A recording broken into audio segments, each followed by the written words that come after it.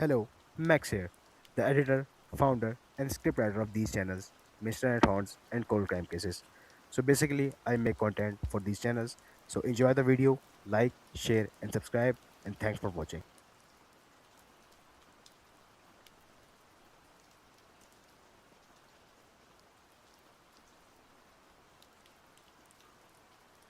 Angie Marie Houseman was born on February 18, 1984.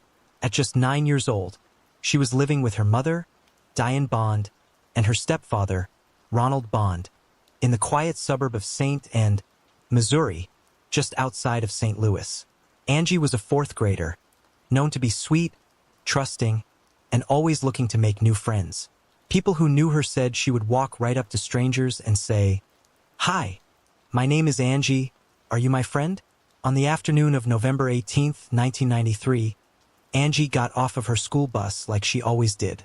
Her stop was only 8 or 9 houses down from her own. It was just a short walk, maybe a minute or two, but she never made it home. That evening around 7 p.m., her disappearance was reported to police. No one had seen anything. A neighbor who usually watched the kids from her window happened to miss that moment.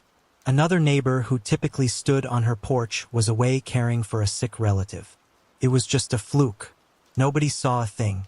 Initially, local officers handled the case, but then there were no leads and Angie still hadn't been found. So the major case squad was activated 4 days later. They, along with the FBI, local police, and hundreds of volunteers, searched everywhere. There were flyers, neighborhood canvases, and constant media coverage. Everyone was looking for Angie. 9 agonizing days passed. On November 27th, a deer hunter made a horrifying discovery in the Bush Wildlife Area in St. Charles County, about 30 miles from where Angie was last seen, just off a dead-end road. A known hangout for teens, he found her body. Angie had been tied to a tree. Her mouth and eyes were covered in duct tape, and nearby, police found her clothes, school books, and her coat in a bag. She was partially nude. She had been sexually assaulted, tortured, and left to die in the cold. Investigators believe she had been held alive for up to a week before being left there. A small pile of ice chips had formed over her body. The official cause of death was exposure, hypothermia. That means she was still alive when she was left in that remote patch of woods. Police gathered evidence at the scene, including DNA, and a fingerprint from the sticky side of the duct tape. A discovery that was incredibly rare and valuable. But despite that, the case went cold. Over the years, law enforcement followed more than 300 leads. There was even a sketch of a suspicious man in a long coat reported in the area 2 days before her abduction. At one point, Angie had told a teacher she was going to the country the next day with a relative, but none of her family had any such plans. That detail left investigators wondering if her killer had posed as a friendly uncle figure to gain her trust. Multiple suspects were investigated over the years. One was John Wayne Parsons, a convicted child molester in Florida. Police searched his home and found newspaper clippings and a color photo of Angie, along with hundreds of inappropriate images of children. But ultimately, they couldn't place him in Missouri at the time of her murder. Another man in Illinois had previously abducted and tied a young girl to a tree in Indiana, eerily similar to Angie's case, but he was in jail when she was killed. Gary Howard Stufflebean was also looked at. He had been charged in a failed abduction in the area just 10 days before Angie went missing and had a history of targeting young girls. But again, nothing stuck. Despite all the attention, despite the fingerprint, the DNA, and all the public pleas, Angie's case went unsolved for nearly 3 decades. Then, in 2019, forensic technology finally caught up. DNA found on Angie's underwear was tested again and run through CODIS, the National DNA Database. This time, there was a hit. The sample matched Earl Webster Cox, a convicted child predator. At the time of Angie's brutal murder, Cox was 36 years old and had family living just 3 blocks from her school. His history was sickening. He had joined the Air Force in 1975, but was dishonorably discharged after being charged with sexually abusing 4 children in Germany. He served 8 years in prison, then moved to Missouri. In 1992, he was arrested for child abuse again. By 2003, in an international ring involving inappropriate images of children, authorities found more than 45,000 illegal images on his computer.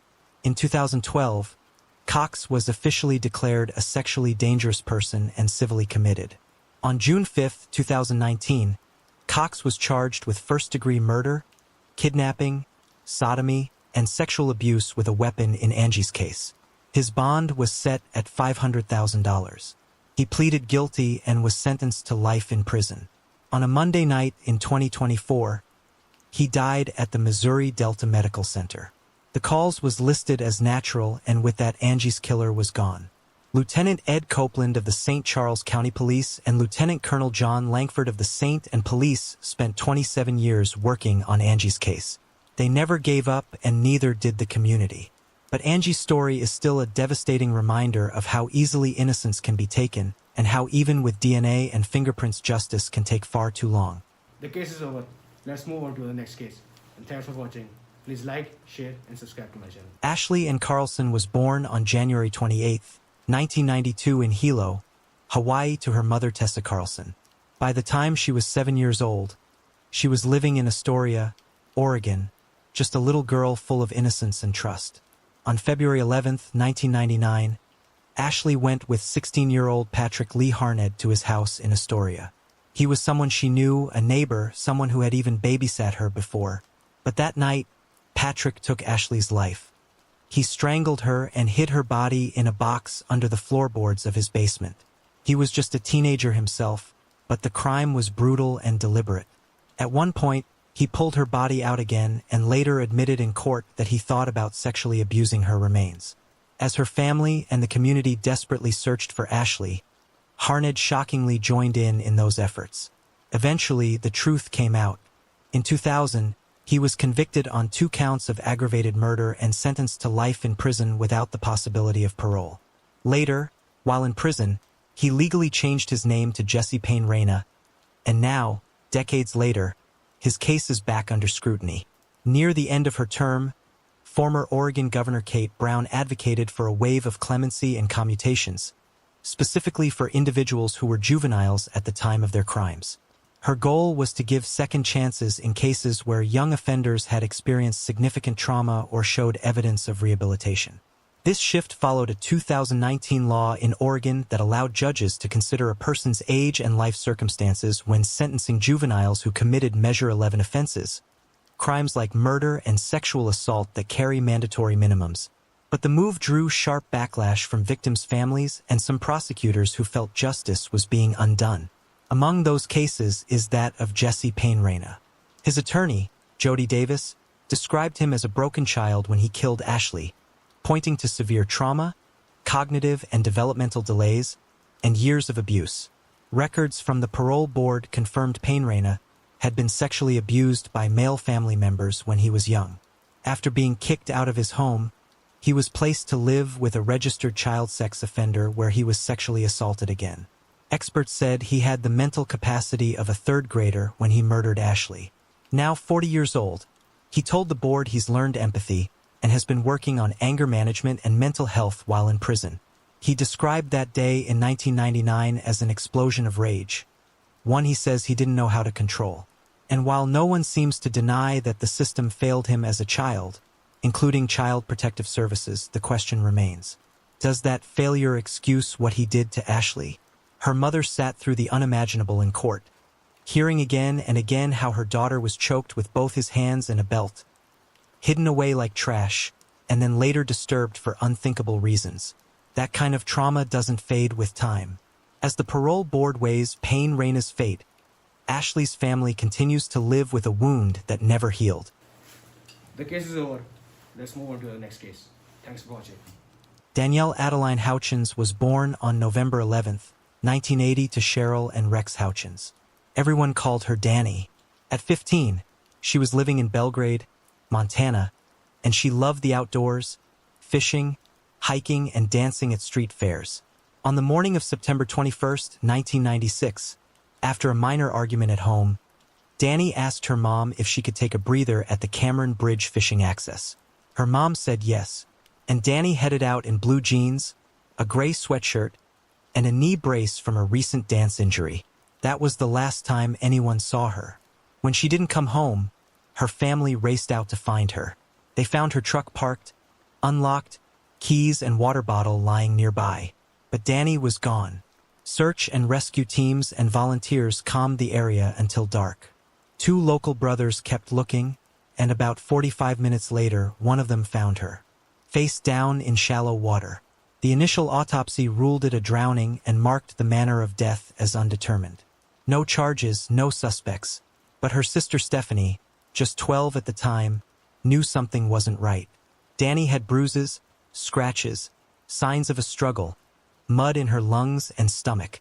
Her clothes were disheveled. Her gold watch was halfway up her arm.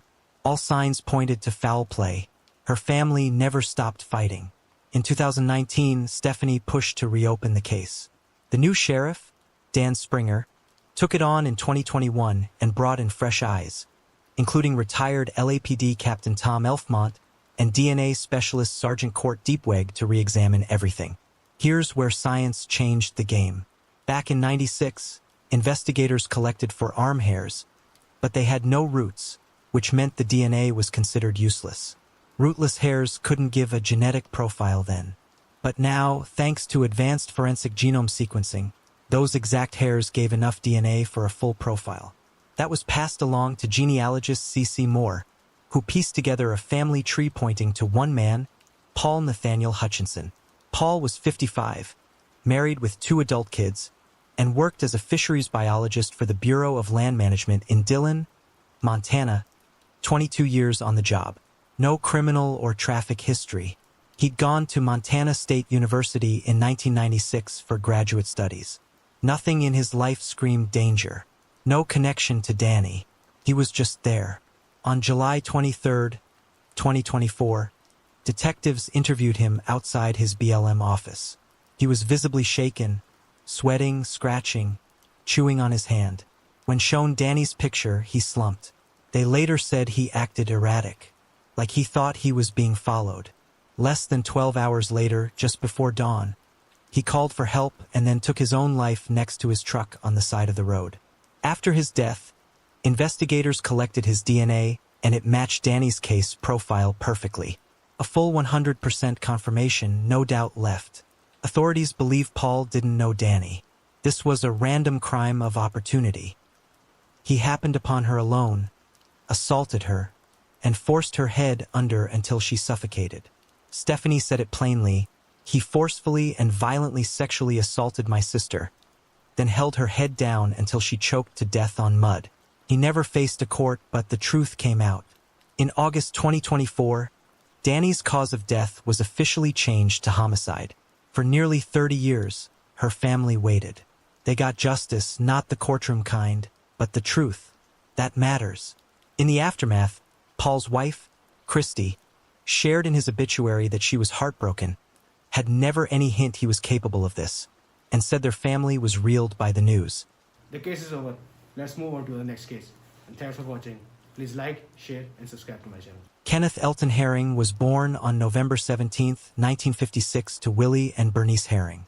At 62 years old, Kenneth lived in Atlanta, Georgia, where he was known by his family as a playful, joking older brother who loved to leave funny messages on his sister's answering machine.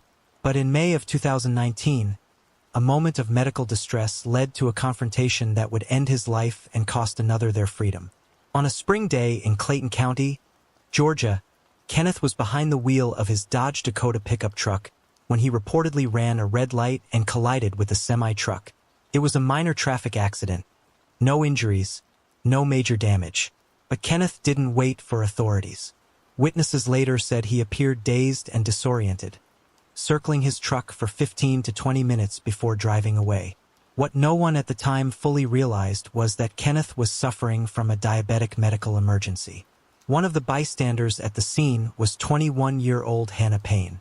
Though she wasn't involved in the accident, Payne pulled over and dialed 911. Alright, what were the kind of vehicles involved? The red Dakota off-brand, the red one. In the moments that followed, made a choice that would change her life forever. Despite being told 4 separate times by the 911 dispatcher not to follow Kenneth, Payne got in her Jeep and gave chase. Minutes ago for an accident and no one has shown up yet. He ran the red light, is drunk and he's gotten back in his car and he's looking like he's trying to drive away. Okay, can you get his tag number? I'm driving away. Oh, it's a red dot Dakota. So he is going down west. Down. No, I'm sorry. Now for Parkway. Okay, so you couldn't get the same number? No, but I'm catching up to him right now. Okay, man, we actually do not want you to chase him. We just want you to be safe. Oh, I understand. I understand 100%. I'm just going to get the tag number if nothing else. Going west. What Payne didn't know or refused to consider was that Kenneth wasn't intoxicated. He was in medical crisis. As she called up to him, she used her car to box his vehicle in at an intersection. Witnesses said what happened next was fast and aggressive. Payne jumped out of her Jeep and marched up to Kenneth's driver's side window, yelling and pounding on the glass. She demanded that he return to the crash site.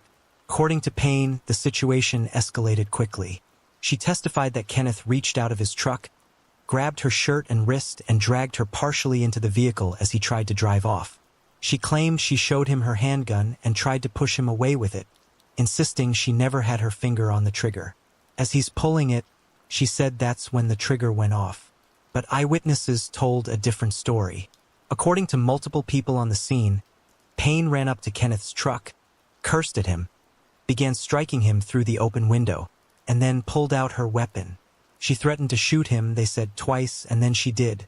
A bystander captured a photo of the encounter, showing Payne holding the firearm with her finger visibly on the trigger. Kenneth was shot in the abdomen. He slumped over in the passenger seat and died at the scene. Police and medics arrived shortly after. Payne, still on the phone, calmly handed her weapon to an officer. Body cam footage later showed the aftermath. Kenneth unresponsive in his truck. At her trial in 2023, Payne testified in her own defense. She claimed she was only trying to help and that she believed she was acting under the direction of a Georgia Corrections officer at the original crash scene who had allegedly told her to go. That officer testified as well, saying Kenneth showed signs of diabetic shock, not drunkenness, and that Payne had made assumptions. Those assumptions, the prosecution argued, turned deadly. Prosecutors accused Payne of playing vigilante, of ignoring law enforcement, and of acting on unfounded suspicions. They argued that Kenneth was confused, disoriented, and vulnerable, and that Payne's pursuit and aggression led directly to his death. She was, they said, trying to play cop. The jury deliberated for just 2 hours. Payne was convicted on all counts: malice murder, 2 counts of felony murder, aggravated assault, false imprisonment, and 3 counts of possession of a firearm during the commission of a felony. She was sentenced to life in prison with the possibility of parole, but not before serving at least 43 years behind bars. In the courtroom, Kenneth's family cried as the verdict was read. His sister Jacqueline said she felt a wave of relief, though she still wished Payne had received life without parole, just as her brother had received death without parole. In the aftermath of the trial, both families received disturbing death threats, prompting an investigation by the district attorney's office. In the end, Kenneth Elton Herring, a man simply trying to make it home while experiencing a diabetic episode, lost his life. Hannah Payne, a woman who refused to stand down, lost her future, and a community was left to mourn what might have been avoided if only someone had listened. The case is over. Let's move on to the next case. Thanks for watching. Sadie Carlina Robinson was born on May 10, 2004 in Vicksburg, Mississippi to Carlos Robinson and Sheena Scarborough. She spent her early years between Mississippi and Florida, eventually settling in Milwaukee before she was even 2. Her life was full of movement, but also full of promise. She was smart, kind, ambitious, and focused on creating a future for herself. After high school, she enrolled at Milwaukee Area Technical College to pursue a degree in criminal justice. She worked 2 jobs while attending school and had plans to join the U.S. Air Force after graduation. She was set to receive her associate degree on her birthday, May 10, 2024. She would have turned 20 that day.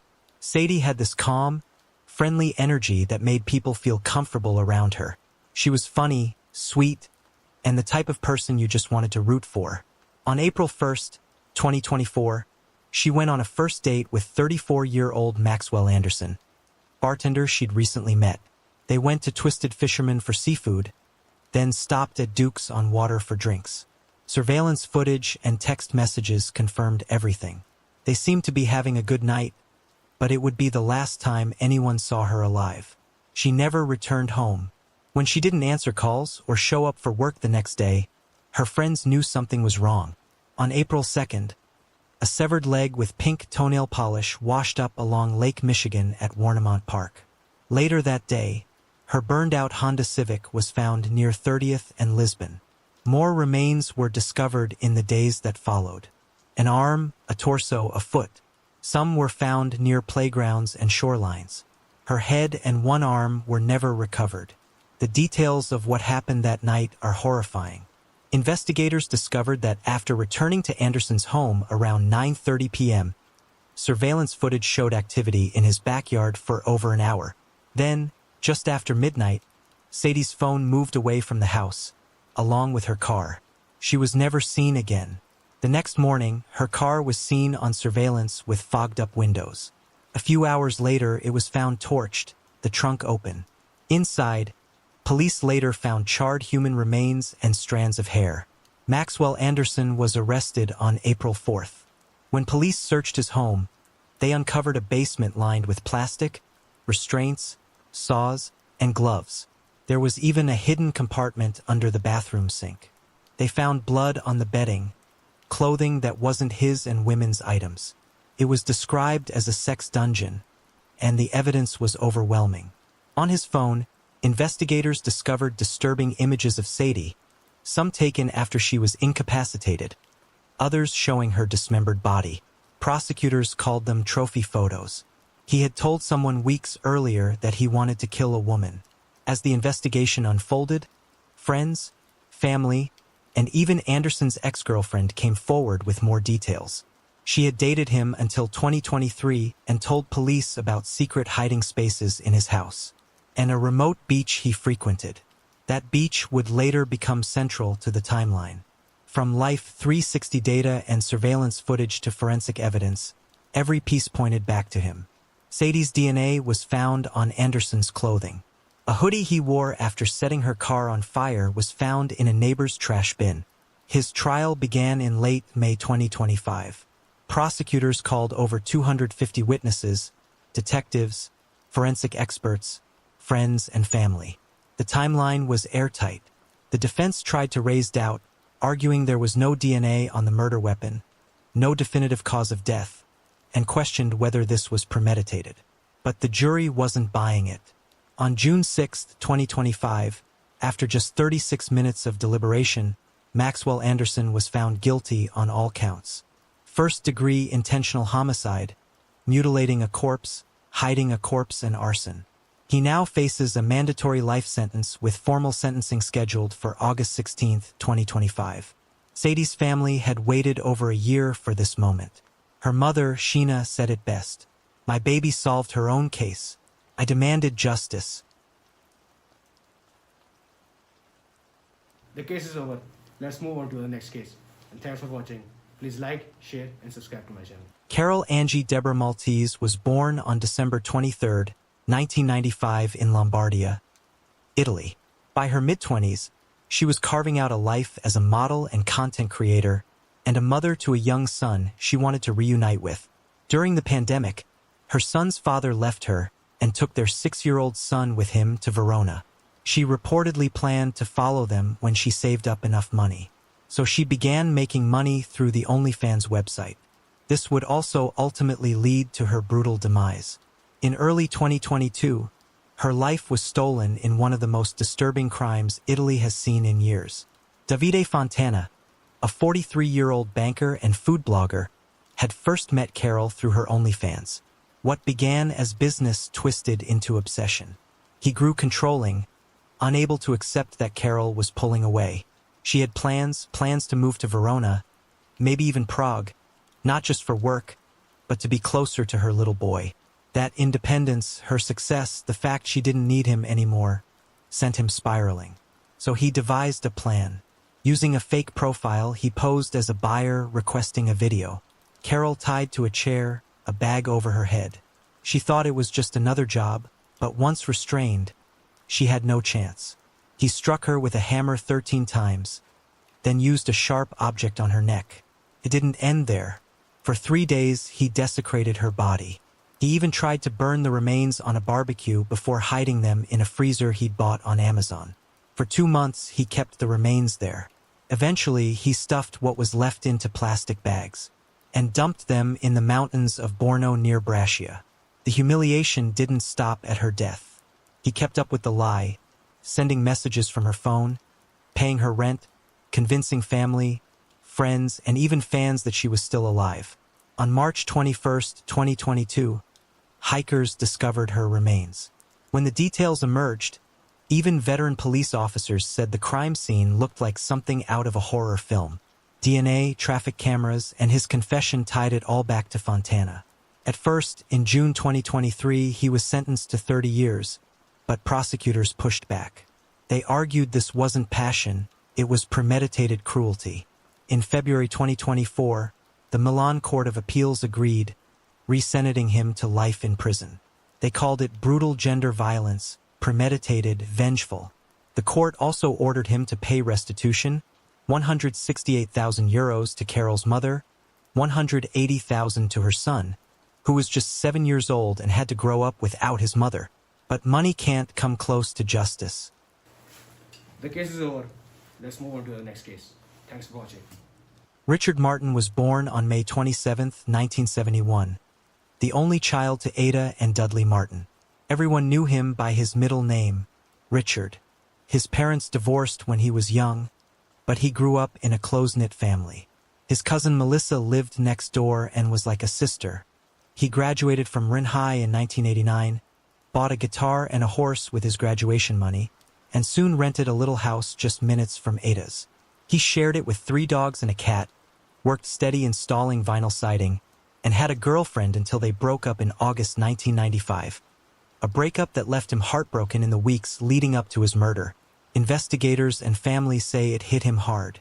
He even changed his answering machine message, pleading for her to come back, but her name has never been released publicly. By 24, he was living on Stone Road in rural Anderson County. A quiet life filled with family, work, and music. But in September of 1995, that life was stolen. For 30 years, his mother fought for answers. On May 13, 2025, she finally received them. At a press conference, the sheriff's office announced the nearly 30-year-old case was concluded and confidently solved. According to investigators, Richard was last seen leaving Nancy's lounge around midnight on September 2, 1995. Roughly 90 minutes later, he was found more than 2 miles away, beaten, unconscious, and left in the middle of Welcome Road. He would never wake up. Witnesses recalled seeing Richard dancing with a woman and with another man, Bobby McLean. Deputies believe jealousy sparked the violence. An autopsy revealed Richard was beaten with a blackjack, a small weighted club designed to deliver devastating blows. McLean was known to carry one just like it, and multiple witnesses placed him as the last person with Richard that night. Detectives started to notice troubling patterns. McLean had a short temper, a reputation for violence, and was often seen carrying blunt weapons. In interviews, he let slip details about the crime scene investigators had never released. Things like Richard's position in the road and the timeline of events. It was knowledge only the killer could have known. When McLean took a polygraph, he failed. Piece by piece, the evidence pointed back to him. Yet before charges could be filed, McLean died about 15 years after the murder. At the 2025 press conference, Sergeant Scotty Hill put it plainly, maybe we danced with the wrong girl or maybe we said the wrong thing. Most people have been in that situation, but most of us walked away with our lives. It's not fair that Richard wasn't able to do that. For Ada, this was no closure. At 1:05 a.m., an elderly couple driving home from vacation spotted Richard lying in the road. Another driver pulled up behind them, realized what they had seen, and ran to a nearby house for help.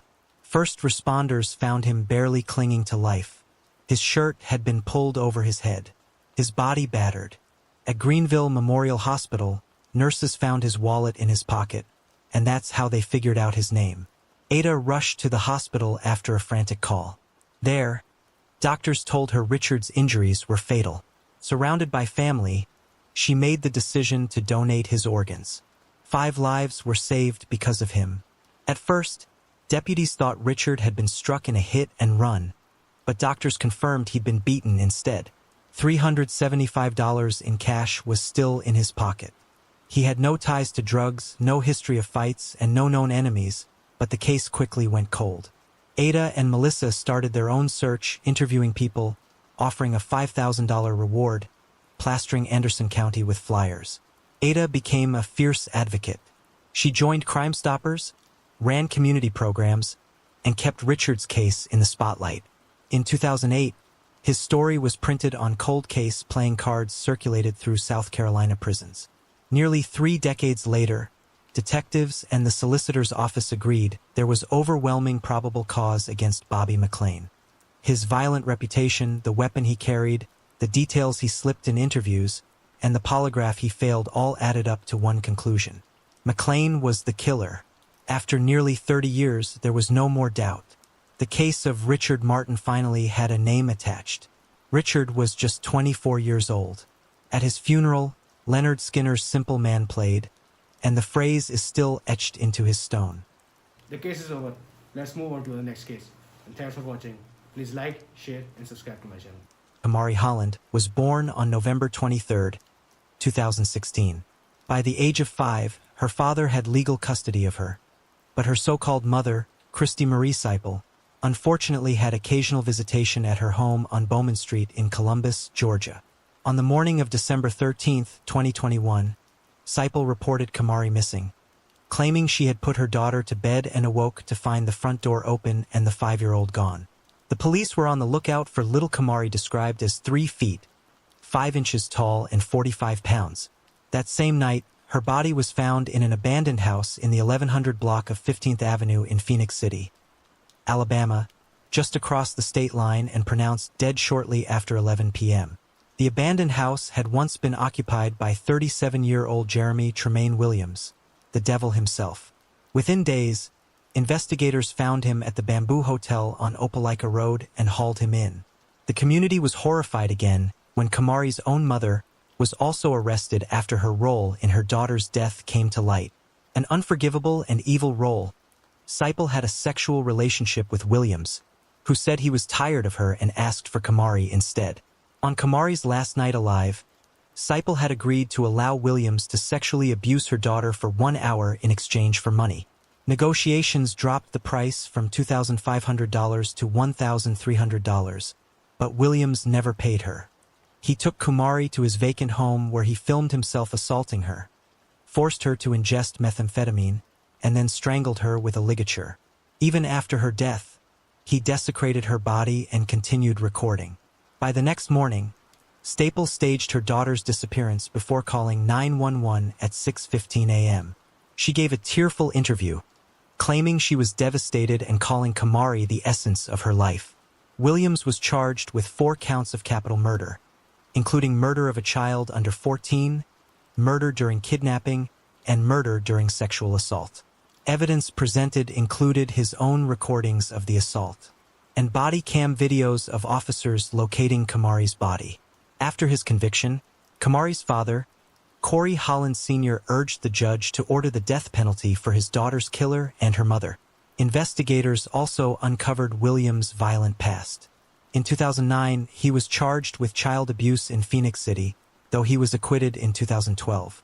After his arrest for Kamari's murder, Alaska authorities reopened the case of his 1-month-old daughter, Nadia Trennies Williams, who had died in 2005 under suspicious circumstances. He admitted to brutally sexually assaulting and killing his newborn in Alaska years earlier as well. In January 2005, when his infant daughter died, the small North Pole, Alaska, police department opened a suspicious death investigation. The child had blunt force injuries and Williams was the adult alone with her while the baby's mother, who was active duty Air Force, was at work, but the manner of death was ruled undetermined. Williams cut off interviews and walked away without charges. Within months, he left Alaska and continued his string of brutal crimes. Years later, he told Alabama investigators he left Alaska before the police got too involved. In the years that followed, allegations of child abuse surfaced in other states. If that first case had been pushed as hard as it deserved, maybe Kamari would never have crossed his path, and neither would the other children he went on to harm. In July 2022, Alabama investigators traveled to Alaska to help review the evidence. By December, a Fairbanks grand jury indicted Williams for Nadia's murder, charging him with second-degree murder. Williams went to trial in April 2024. Jurors were shown his own recordings of the crime, along with forensic evidence proving Kamari had been strangled and drugged. Some jurors and court personnel openly wept as the videos played. It took just 3 days for the jury to convict him on all charges. 4 counts of capital murder, human trafficking, sexual abuse of a child, production of obscene material, conspiracy, and abuse of a corpse. In the end, Judge David Johnson sentenced Williams to death. Seipel was charged with human trafficking and multiple counts of felony murder. In March 2024, she admitted what she did and took a deal: 20 years in prison. She'll have to register as a sex offender when she gets out and pay a $10,000 fine. Given the nature of the crime, parole is unlikely. The Alabama Department of Corrections currently lists her expected release as December 2043. During sentencing, Kamari's father read statements from her sister and grandmother. In addition, a 23-year-old woman who was molested by Williams when she was only 4 called him a monster. His ex-wife condemned him for killing their baby daughter and destroying the lives of others. He had several involvements in the past with children. He has a couple of cases where he was actually charged with abuse of children by the Russell County Sheriff's Office in 2009, and then he was acquitted by a jury in 2012 of that case. Williams is on death row at Holman Correctional Facility in Atmore, Alabama. I hope his stay there is as pleasant as he deserves. In October 2024, he filed an appeal. But by May 2025, he stunned the court by asking to waive all appeals and expedite his execution so that he doesn't have to suffer. A judge ruled him mentally competent to make that decision, and the case moved on for mandatory appellate review. The appellate review must be cleared before Williams can be executed. Regardless, unless a major procedural error is found, Williams' death sentence will likely stretch into several years. But by giving up his appeals, has placed himself on a faster path toward execution than most others on Alabama's death row. The case is over. Let's move on to the next case.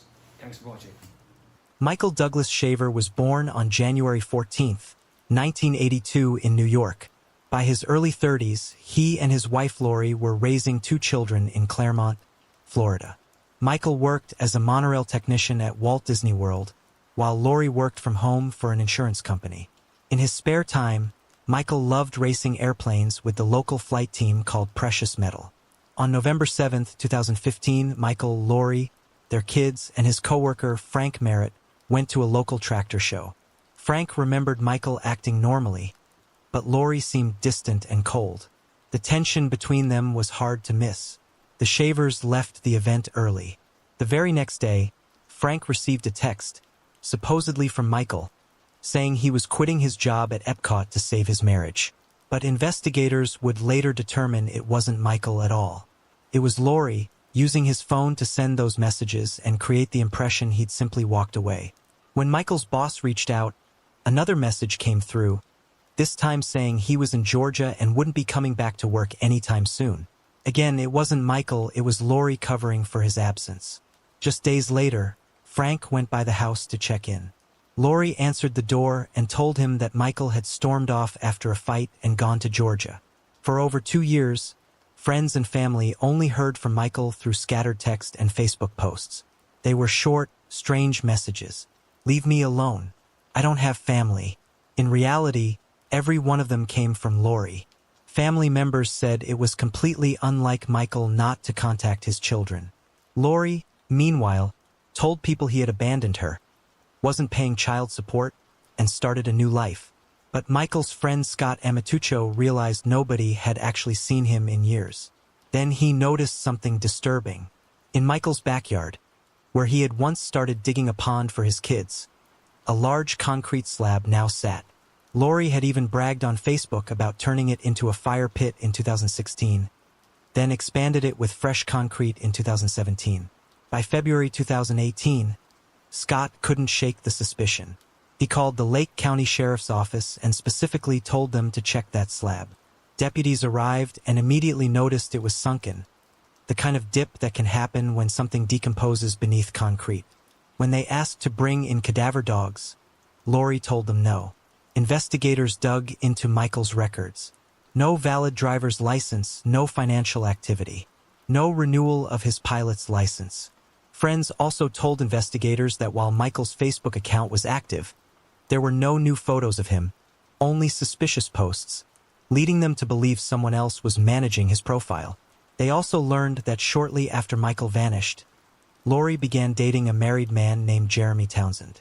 When Jeremy's wife Vanessa suddenly received messages, and even flowers, supposedly from Michael exposing the affair, it was clear Lori was impersonating her husband. When that relationship ended, Lori moved on to another man, Travis Filmer.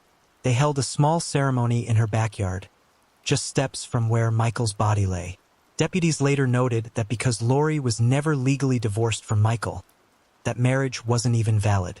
On March 9, 2018, detectives returned with a warrant. While breaking apart the fire pit, they uncovered a human arm bone beneath the slab. As they dug deeper, they found remains wrapped in a tarp and a fitted sheet. It was Michael. He had been shot once in the back of the head with a .38 caliber handgun. The Shavers had a history of violence even before this. In September 2014, deputies had been called when both Michael and Lori pulled guns on each other. Twice, Lori filed protective injunctions against Michael, and twice she dropped them. In September 2020, Lori was arrested and charged with second-degree murder. She posted bond and returned home, but the story only grew stranger. After her arrest, her then 12-year-old daughter, Isabel, came forward. She claimed that when she was 7 years old, she had grabbed her mother's gun and shot her father to protect Lori during a violent fight.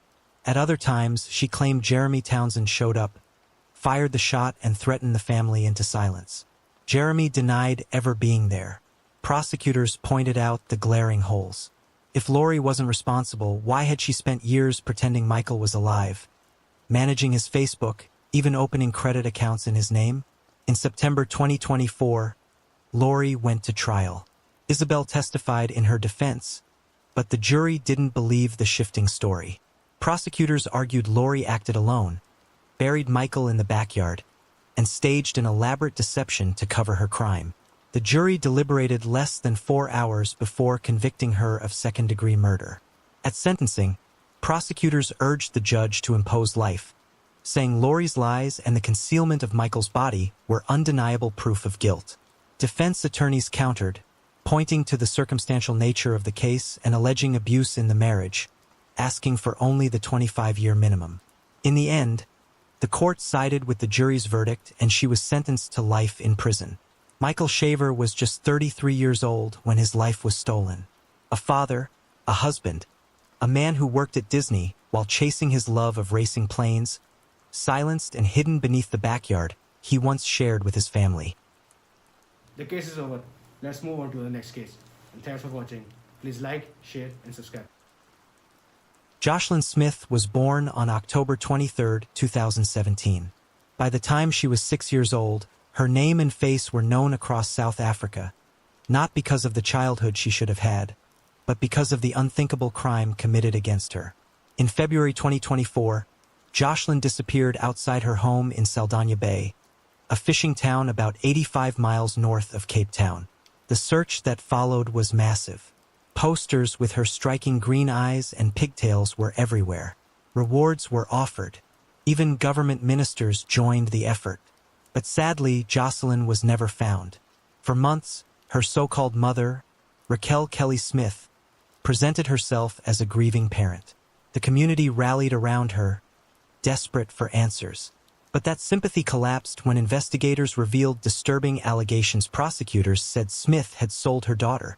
In 2025, after an 8-week trial, Smith, her boyfriend, Jack Winopoulos, and their friend, Stefano Van Rijn, were convicted of kidnapping and human trafficking.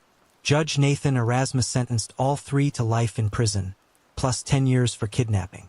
His ruling, delivered inside a packed community sports center so residents could attend, drew applause. The judge was deliberate, critical, and uncompromising. He said the trio had shown no remorse, that there was nothing redeeming about their actions, and that their crimes had left the community of Middlepass fractured. The prosecution's case leaned heavily on testimony. More than 30 witnesses in all. The most pivotal came from Smith's neighbor, Laurencia Lombard. She testified that Smith admitted she had done something silly and sold Joshland to a Sangoma, or traditional healer, for 20 rand, about $1,100. According to her, the buyer wanted the little girl for her eyes and her skin. A local pastor testified that months before the disappearance, Smith had spoken about selling her children for the same amount and even said she'd take far less. Joshland's teacher added a chilling detail. During the search, Smith told her the girl was already on a ship inside a container headed to West Africa. Other neighbors added troubling accounts. One said she saw Smith pack a bag with Joshland's clothes and leave in a car with her. Another testified she witnessed Smith dragging her daughter into a shack the night before she vanished. Smith never testified, neither did her co-defendants. A social worker's report described her as manipulative, prone to bald-faced lies, and very likely the mastermind behind her daughter's trafficking. In court, the pain of those left behind was impossible to ignore. Even the interpreter broke down in tears as victim impact statements were read. Joshland's grandmother, Amanda Smith Daniels, pleaded with her daughter, "Bring my child back or tell me where she is." She now raises one of Kelly's other children while the youngest lives with his father. Joshland's teacher, Edna Mart, described her as a quiet, tidy little girl. She said her classmates still ask where she is, and every morning they listen to Joshland's favorite gospel song, "God will work it out, so she won't be forgotten." Despite the convictions, police say the investigation is still open. Western Cape's police commissioner vowed, "We'll not rest until we find out what happened to her. We are continuing day and night." The case struck a nerve in South Africa, where kidnappings are rising at an alarming rate. Police recorded more than 17,000 kidnappings during the 2023 to 2024 financial year, and an 11% increase from the year before. Joshland's face, her wide smile, her pigtails, those unforgettable green eyes remains on posters, on social media, and in the hearts of those who refuse to stop asking what happened to her. The court may have delivered justice against those responsible, but the deepest wound remains. A little girl is still missing, and yet, many believe the story is far from over. People still ask, where is the 20,000 rand Smith supposedly received? Some wonder if she ever intended to target her other children, or if having babies was simply a way to profit. There's also whispers about names that haven't left the suspect list. Ayanda Rance Makalima, even Judge Rasmus hinted there may be more proceedings ahead. What's certain is that Kelly Smith was no mother in the truest sense. She fooled neighbors, tried to fool the court, but she never fooled the people who love Jocelyn. And until the day Jocelyn is found, alive or not, the questions, the suspicions, and the heartbreak will not end. The case is over. Let's move on to the next case. Thanks for watching. On July 9, 1997, Bailey Troy Gardner was born in Lenexa, Kansas, just outside Kansas City. At 27, he was living in Hendersonville, Tennessee, working as a technical program manager at Amazon. Friends and family said he had a heart of gold. He loved being on the water with his boat and was especially close to his dad, Troy. Late Friday night into early Saturday, June 29, 2024, at Cedar Creek Marina, on Old Hickory Lake in Mount Juliet, just outside Nashville, a horrible tragedy unfolded. Just after midnight, the marina's restaurant, the Scoreboard, had closed for the night. Around that same time, 3 masked suspects ambushed employees inside, pistol-whipped 2 of them, and forced them to open the safe. As they fled, Bailey pulled into the parking lot with his boat in tow. One suspect approached the driver's side of his truck and opened fire, shooting Bailey multiple times while he was still in the vehicle. The employees who were assaulted survived, but Bailey was pronounced dead at the scene. Investigators worked quickly using Mount Juliet cameras. The tag came back to 41-year-old Adrian A. McLean of Nashville. 3 weeks after the shooting, on July 17, 2024, McLean was arrested and charged with first-degree murder and 3 counts of aggravated robbery. Authorities also noted he had overstayed his visa. 2 accomplices remain at large. 14 months later, in mid-September 2025, a Wilson County jury convicted McLean of first-degree murder and aggravated robbery. Under Tennessee law, the conviction carries a mandatory life sentence. Formal sentencing is currently set for January 9, 2026. Investigators are still seeking the other suspects and are offering a $15,000 reward for information leading to their arrest. The case is over. Let's move on to the next case. And thanks for watching. Please like, share, and subscribe. Caitlin Jordan Crocker was born May 18, 1999 in Columbia, South Carolina to Harold and Jonna Crocker. At 19, she was living in Winesboro, fun, a little stubborn in the best way, and dreaming big. She graduated Fairfield Central with honors in 2017, earned her cosmetology license, and landed a beauty expert job at the Ulta in Sand Hills. She wanted to do makeup for celebrities one day, but would sadly never get the chance. As for her love life, she was in an on-again, off-again relationship with Alexander Harmon and sometimes stayed at his place in Camden. That's where she was the night of June 2, 2018. Deputies were sent to Harmon's home on Cleveland School Road after his father, calling from New York, told 911 that his son said he'd shot Caitlin and planned to take his own life. When officers arrived, they found Caitlin inside, dead from a gunshot wound to the head. They recovered a 12-gauge shotgun and a spent shell. On body cam, Harmon admitted the shooting and was arrested. Investigators have not publicly offered a specific motive. No robbery, no intruder, just a deadly act inside a troubled relationship. Harmon was booked in 2018 and initially released on a $150,000 surety bond. He missed a court date on November 17, 2023, and a warrant was issued. After more than a year on the run, U.S. Marshals arrested him in Iowa in January 2025, and he was extradited to Kershaw County. On September 19, 2025, the jury found Alexander Harmon guilty of Caitlin's murder. He was sentenced to life in prison. Base, can we get back up in 516 now? The case is over. Let's move on to the next case. Thanks for watching. Natesha Lou Lattimore was born on November 8, 1991. At 29, she lived in Walnut Hills, Cincinnati, Ohio with her 3-year-old son, Nalo. If she went somewhere, he went too. She worked as a nursing assistant and spent the rest of her time with Nalo. On December 5, 2020, her ex-boyfriend, 25-year-old Deshaun Brown, was in Natesha's apartment when the unimaginable happened. What set him off may never be known, but what followed is. Brown attacked Natesha, inflicting fatal injuries. He didn't move her right away. He kept her body in the apartment for days, searched how to clean up the scene, and attempted to scrub away all the evidence. Before sunrise the next morning, December 6th, Brown put Nilo in his stroller and walked to the Purple People Bridge, the pedestrian span between Cincinnati and Newport, Kentucky. He then did the unthinkable and Nilo died in the freezing Ohio River. Massive searches followed, but his body was never recovered. 5 days later, on December 11th, Brown bought a body bag online, called an Uber, and returned to the same bridge with Natesha's remains. He tried to throw the bag over the side, but it snagged on a ledge. The next day, a security guard spotted the bag, realized what it was, and called 911. That's how police found Natesha. Brown lied to the Uber driver about what was in the bag, and he used Natesha's phone to post as her after she was dead. Attempts to buy time. Investigators used bridge surveillance and digital breadcrumbs, Uber trip records among them, and quickly identified Brown. Near the river, they also recovered a stroller and a Paw Patrol blanket bearing Nilo's blood. After Brown's arrest, the court process stretched on.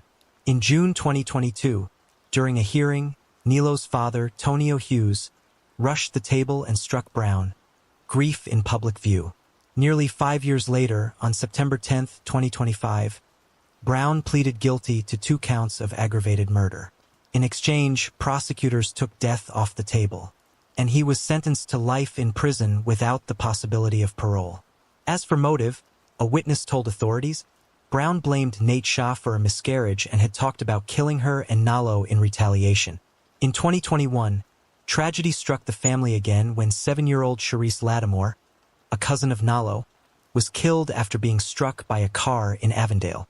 The family will carry these losses forever, but Brown will spend the rest of his life in prison. The case is over. Let's move on to the next case. And thanks for watching. Please like, share, and subscribe. Cheryl Ferguson was born on July 27, 1958, in Long Beach, California. Friends and family describe a big-hearted woman who was fiercely devoted to her son, Philip. At 65, she lived in Anaheim Hills with her husband, former Orange County Judge, Jeffrey Ferguson. Things in the marriage were rocky, to say the least, and Jeffrey had a known drinking problem. Money was always a flashpoint for their arguments, and alcohol only fueled the situation. On August 3, 2023, Jeffrey sat on the bench in court as usual, drinking during the lunch hour and continuing upon arriving home. He and Cheryl ended up at a restaurant that evening where an argument broke out, and as was typical for Jeffrey, in moments of frustration, he made a gun-like gesture toward her, gestures that Cheryl had relayed to her family. Upon arriving home, the argument continued. Not long after, 911 received a call from Jeffrey saying he'd accidentally shot his wife. Officers arrived to find Cheryl with a single fatal wound. When questioned by police, he stuck to his story that the shooting was an accident. The only problem was he sent a text to court staff that read, "I just lost it. I just shot my wife. I won't be in tomorrow. I will be in custody. I'm so sorry." That text would be the focal point of a case built on his own words, not just for what happened, but why. So what did Jeffrey say really happened? According to him, he was removing his gun from his ankle holster to set it on a cluttered coffee table when he fumbled it because of a shoulder injury and it accidentally discharged. However, investigators weren't buying it. They believed that Jeffrey had shot Cheryl in an angry and intoxicated state. Prosecutors agreed, and he was arrested and charged with second-degree murder. A subsequent search of the home turned up 47 firearms, including the Glock, and more than 26,000 rounds of ammo. During the first trial in March of 2025, one juror felt the evidence wasn't quite enough, leading to an 11-1 deadlock jury. Prosecutors wasted no time in retrying him the very next month. During the second trial, they emphasized his alcohol use, the gun gesture at the restaurant, his firearms training, plus the fact that Glocks are equipped with a safe action system. The system includes a trigger safety lever on the trigger itself, a firing pin safety to block the striker from moving, and a drop safety that ensures the firing pin can only move when the trigger is intentionally pulled.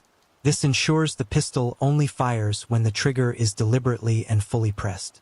There was also the very incriminating text message he had sent to his court staff, which led with, "Just lost it." That doesn't sound like an accidental shooting. And the second jury agreed and found him guilty of second-degree murder.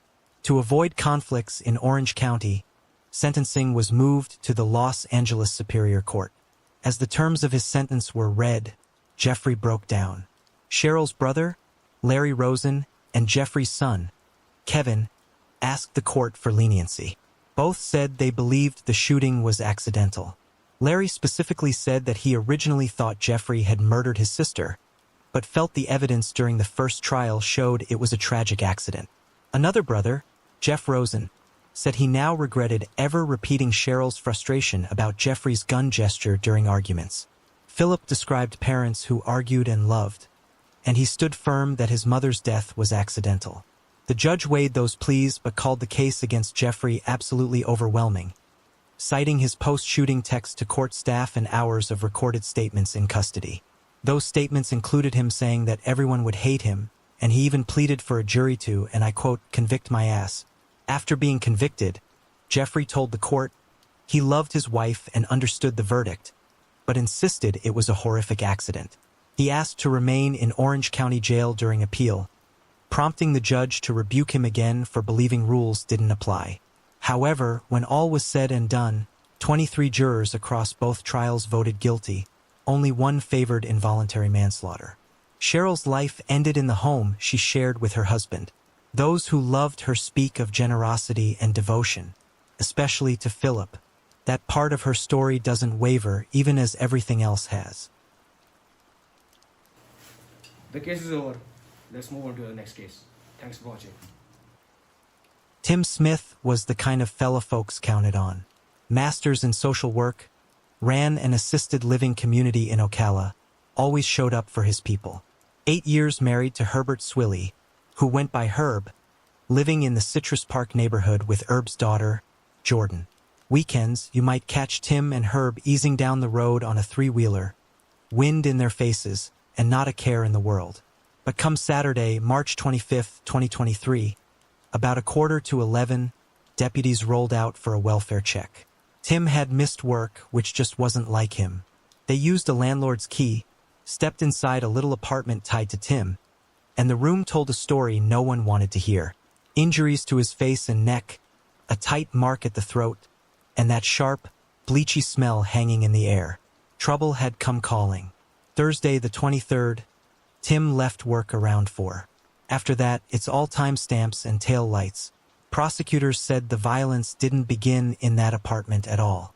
It started back at the house Tim shared with Herb. Said Tim had an extreme dose of diphenhydramine, Benadryl's sleepy cousin, more than 30 times the usual. Then a ligature around his neck.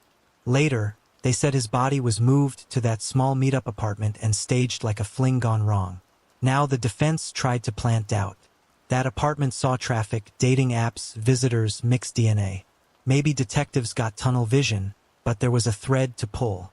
In the deep hours of March 24th, a white pickup, Herb's, caught on camera headed toward the apartment, then back home. Tim's Jeep shows up there and stays. A figure walks away into the dark. Next morning, deputies enter, find Tim on the floor. Body cam captures the moment they tell Herb his husband is dead.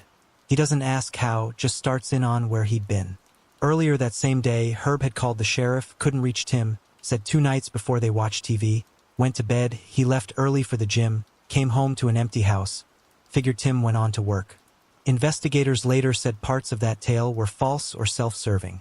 And when they pressed, Herb's lawyer wanted immunity before he'd say another word. Then came more. The couple's Ring camera system accessed the key footage, deleted according to the state. Jordan testified she heard noises that night and helped throw things away at her father's direction. Something she regrets, and that he told her to say he'd been home all night. Neighbors near the house remembered late night shouting around March 23rd to 24th and cars coming and going. Traffic that stopped cold after the homicide. Friends from AA and Tim's work circle said Herb was bullying about money and about Tim looking at a job out of country with a Zoom interview set for 9 a.m. on the 24th. He never made it. A recruiter said Tim was enthusiastic. Brookdale co-workers described the scramble when he didn't show. The landlord said Tim alone held that lease. On the 25th, Herb asked for entry, said he lost his key. A shop owner and a close friend recalled Herb moving quick, donating Tim's things, cleaning the Jeep so police wouldn't have ammunition, talking insurance and paperwork sooner than felt right. A DNA analyst with the Florida Department of Law Enforcement explained most items showed Tim's DNA. A few mixed profiles fit with the apartment's known use. The defense leaned on that. The state answered with the digital map, Tim's phone, and Herb's truck, leaving home together just before 2 a.m. No credible sign Tim arranged any late-night meet with someone else. And then the why, part heartbreak, part arithmetic.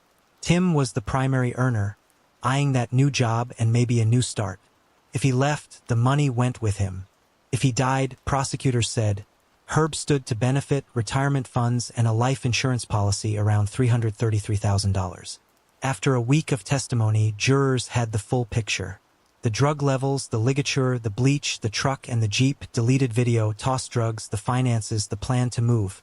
On Friday, September 19, 2025, they returned a verdict. Herbert Swilly, guilty of premeditated first-degree murder. Judge Robert Hodges handed down life with 687 days' time served, and somewhere in Alcala, the elders Tim championed were tended by someone else that weekend. Franz stepped out of a courthouse into the Florida sun, searching for words that fit a man who didn't miss work, didn't miss promises, and this time couldn't come. Not the ending he earned, but at least finally an answer. The case is over. Let's move on to the next case.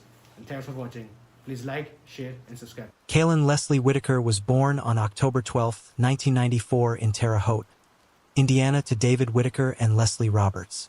From the start, she was full of promise, a vibrant soul who had everything ahead of her. At just 20 years old, she was engaged to Connor Scott, a man she'd known since high school. The two lived together in the basement of his parents' house in Martinsville, Illinois. But on Halloween night in 2014, that promise was shattered. Connor claimed he woke up to the sound of a gunshot.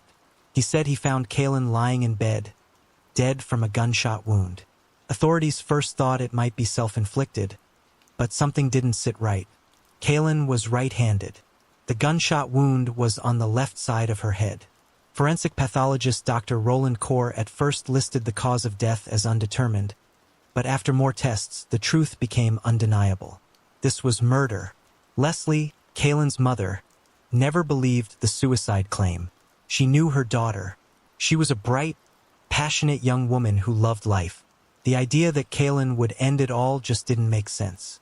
So with no answers, Leslie and her husband Dave took their fight to the media.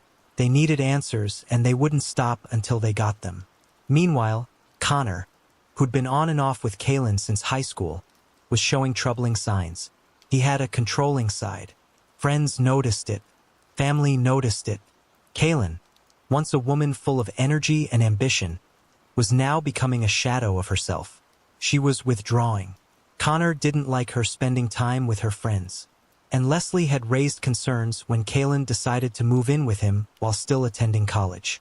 But her daughter was headstrong and had made her choice. Then, shockingly, nearly 2 years after Kaylin's death, Connor Scott walked into the police station in Danville and confessed. His confession came just weeks after a disturbing incident. Connor had threatened to shoot himself after a breakup with a different girlfriend. Police had seized a loaded gun from him, and now Connor was ready to talk. In his taped confession, he admitted to killing Kaylin. He said it happened after an argument. In a fit of rage, under the influence of meth, he shot her. He didn't know why. He just did. And after the shot, overwhelmed with emotion, he punched holes in the wall in frustration. For Kaylin's family, hearing those words, "I killed Kaylin Whitaker," was both a relief and a heartbreak. It was the truth, but it didn't bring Kaylin back.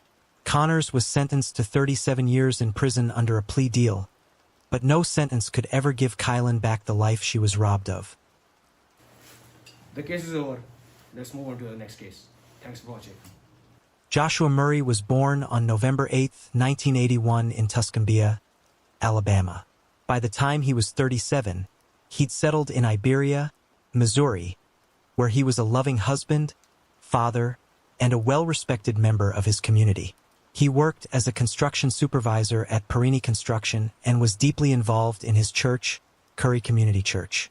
He was the kind of guy who worked hard for his family and the people around him. On June 12, 2003, Josh married Amy Prater, a day that marked the start of what seemed like a bright future together. But tragically, less than 15 years later, their world would fall apart in the most unexpected way. On December 11, 2018, Josh's life came to a sudden and violent end in a house fire that at first seemed like an accident. But as the investigation unfolded, it became clear that this wasn't just a tragic event. It was a crime. Police discovered that he had already died before the fire even started. An autopsy revealed high levels of anaphylaxis in his system, a deadly poison. The fire had been intentionally set with an accelerant, confirming that his death was no accident. What followed was a chilling investigation that revealed a dark truth. Police discovered that Josh's wife had been in regular contact with Eugene Claypool, a convicted murderer serving a life sentence at the Jefferson City Correctional Center. A nurse at the prison, She'd been secretly communicating with Claypool, telling him about her desire to be with him. Their phone calls were recorded, and in them, Amy spoke openly about wanting to be free of her husband. She even told Claypool that they could get married after Josh was out of the picture. This shocking information led to Amy's arrest 3 months after his death. As the case moved forward, Amy's defense team argued that Josh might have taken his own life by drinking the antifreeze, but the judge dismissed that theory. Fast forward 6 years, and on June 25, 2025, Amy entered an Alford plea, a legal move that let her maintain her innocence, but acknowledged the prosecution had enough evidence to convict. In return, the prosecution dropped the charge of armed criminal action. Amy was sentenced to 12 years for second-degree murder, 7 years for arson, and 4 years for tampering with evidence. The sentences will run concurrently, meaning she'll serve a maximum of 12 years in prison. While Amy's sentence might seem light, the pain of losing Josh is anything but. His family, his father James, his sister Jennifer, his son Braden, and the rest of his loved ones are left to cope with the loss of a good, faithful husband and father. The long wait for justice has been a tough journey for Josh's family, but through it all, they've remained strong. While his tragic death is an incredibly painful chapter in their lives, it doesn't define who Josh was or the love he left behind. The case is over. Let's move on to the next case. And thanks for watching. Please like, share, and subscribe. Laura Sardinia was born on September 26, 1994, and by 2020, at just 25 years old, she was working hard to turn her life around in Santa Ana, California. After a tough past, she was determined to create a better future.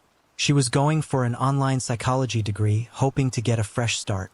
Even though a 2019 motorcycle accident had left her with some pretty serious physical limitations, including losing fine motor skills that made simple tasks like chopping lemons nearly impossible. She wasn't letting it stop her. She even got a $750,000 settlement from the accident. And what did she do with it? She gave $100,000 of it to her abusive boyfriend, Craig Sharon, hoping he'd just disappear. But that's not how it went. Laura tried breaking up with Craig more times than anyone could count. She even recorded desperate pleas, begging him to leave her alone. But Craig, he refused to let go. On the afternoon of September 2nd, 2020, while talking three-way on the phone to her mom and best friend, Laura was blindsided when Craig showed up in her apartment. Earlier that day, Laura had recorded a desperate message for him, begging him to leave her alone and get away. But once again, he ignored her. As she was talking to her mother and friend, Laura's voice shook with fear. "Craig's here," she said, and then silence. The call cut out. Her friend, knowing something was terribly wrong, immediately called 911. Before they could get there, Laura left one last voicemail, frantically warning that Craig was going to kill her, begging him to get away.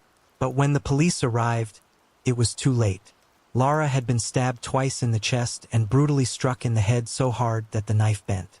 Craig was found there too, injured with wounds to his chest and neck. His story? He said he simply walked in through an unlocked door, but investigators suspected those injuries were self-inflicted, staged to make it look like Laura had attacked him first. At trial, his defense was all over the place. He claimed he acted in self-defense after Laura attacked him with a knife, but the evidence didn't match up. 3 of his ex-girlfriends testified that they'd had to take out restraining orders against him because he was abusive. And then there was the big issue. Craig, standing at 6 feet tall and weighing 220 pounds, nearly a foot taller and over 100 pounds heavier than Laura, claimed he was in a life or death struggle. The prosecutor reminded the jury of Laura's physical condition, which made it nearly impossible for her to defend herself against someone like Craig. Craig, a former Air Force veteran, took the stand in his defense, but couldn't remember the details of the confrontation. The one thing that couldn't be denied was the voicemail, Laura's final cry for help, which rang out in the courtroom. The jury didn't take long to deliberate. After less than a day, they came back with a guilty verdict. He was convicted of first-degree murder and sentenced to life in prison. Laura's death was a senseless tragedy. She did everything she could to escape Craig's grip, changing the locks, filing a restraining order, trying to cut ties. But no matter what she did, he kept finding a way back into her life. The case is over. Let's move on to the next case. Thanks for watching. Melody Victoria Bennett, known as Tori to those who loved her, was born on January 24, 1985. At 33 years old, she was a vibrant, warm woman living in Bushnell, Florida. Tori had a reputation as a kind soul, someone who gave freely to others. Her life, full of potential and kindness, was tragically cut short in a way no one could have predicted. On January 25, 2018, Tori's brother, concerned after not hearing from her for several days, went to check on her. Inside her home, he discovered her lifeless body in the living room. What followed was nothing short of chilling. Sumter County Sheriff's deputies determined that Tori had died from multiple stab wounds. The crime scene suggested a violent, brutal attack with defensive wounds on her hands, indicating she fought for her life. It was clear this was no accident. It was murder. The medical examiner confirmed she had likely died between the night of January 21st and 22nd, just days before her 33rd birthday. As investigators canvassed the neighborhood, they spoke with 16-year-old Tyler Ryan Hirsch, who lived nearby. Hirsch told authorities that Tori was a family friend, someone he knew well, and denied knowing anything about the crime. But soon, things began to unravel. The bus driver who picked Hirsch up that morning overheard him talking about a woman who had been stabbed to death. The problem? At that point, law enforcement hadn't released any details about the crime. How could he know? That was just the first red flag. At school, Hirsch's story didn't add up. His teacher reported that on January 22nd, Hirsch had asked to go to the school nurse. He had a large cut on his hand, along with several smaller ones. When the nurse asked what happened, Hirsch told her it was personal, refusing to elaborate. The pieces were starting to fall into place. As the investigation deepened, Hirsch's story shifted. Detectives took a DNA sample from him to compare it with evidence from the crime scene. After months of waiting, the DNA came back a match. On January 17, 2019, nearly a year after Tori's death, Tyler Hirsch was arrested. Within a couple of months, he entered an open plea, effectively admitting to his crimes without a formal sentencing agreement. He was convicted of first-degree murder, attempted sexual battery while armed, burglary of a dwelling while armed, and 3 counts of battery on a law enforcement officer. The sentence, life in prison with no possibility of parole, no second chances. Tori's life was taken by someone she trusted, a neighbor, family friend. Hirsch's brutal betrayal left her family and the community heartbroken. The cold, calculated nature of the crime, coupled with the eerie nonchalance of the killer, made it even harder to comprehend. Her story, though tragically short, can still inspire us to be vigilant, to care for those around us, and to fight for justice when it's needed most. The case is over. Let's move on to the next case. And thanks for watching. Please like, share, and subscribe. Then 50 years ago, a young boy's body was found in a Virginia creek. No name, no family, no one came forward to claim him. But now, after all these years, we finally know who he was. His name was Carl Matthew Bryant. He was just 4 years old. It was June 13, 1972, when a teenager discovered Carl's body in Massey Creek under a bridge on Old Colchester Road in Lorton, Virginia. He'd been beaten to death, blunt force trauma, a homicide. But no one had reported a child missing. No one was searching for him. A local church group stepped in to arrange his burial at Coleman Cemetery in Alexandria and gave him a name just so he wouldn't be buried as a nobody. And then the case went cold. For over 50 years, he remained a mystery, sometimes called John Lorton Doe, other times John Fairfax Doe. All investigators had were a few strands of hair collected during the autopsy. They held on to them, hoping one day the science would catch up. In 2003, a computer-generated sketch of the boy was released by the National Center for Missing and Exploited Children. It generated more leads than any Virginia case in their history, but every single one came up empty. The next year, detectives extracted mitochondrial DNA from the boy's hair and entered it into the national database. Still, no matches. In 2014, they tried to exhume the body to test for nuclear DNA, but his tombstone had been washed away by a storm. The exact burial plot was lost. Their only remaining hope was the hair. Then, in 2023, Fairfax detectives partnered with Astria Forensics, a lab capable of extracting DNA from the tiniest fragments. Usually they need 2 centimeters of hair, but Fairfax sent in just a few millimeters, barely anything. And against the odds, it worked. Astria developed a genetic profile that pointed to a family in Philadelphia. Investigators followed the trail to a woman named Vera Bryant, who had 2 sons, Carl, born in 1968, and James, born in 1972. According to family, Vera had left Philadelphia in June 1972 with her boyfriend, James Hedgepeth, and her 2 boys. They said they were heading to Virginia to visit family. But when Vera and Hedgepeth arrived, the children weren't with them. And when Vera returned to Philadelphia, she told her family the boys had stayed behind with Hedgepeth's relatives. That was the last time anyone ever saw Carl or James. No missing persons report was ever filed. No one outside the family knew they were gone. In July 2024, Vera's body was exhumed. DNA confirmed she was Carl's mother. Police now believe that Vera and Hedgepeth, who was not the boy's father, were responsible for Carl's murder, and likely for baby James' disappearance too. Detectives suspect the children were killed somewhere along the route from Philadelphia to Middlesex County, Virginia. Vera died in 1980. Her cause of death is unclear, but her manner of death was ruled a homicide. As for Hedgepeth, he had a violent history, including a 1962 murder conviction. He too is now deceased. Detectives believe 6-month-old James Bryant was likely killed around the same time as Carl and possibly discarded along the same route.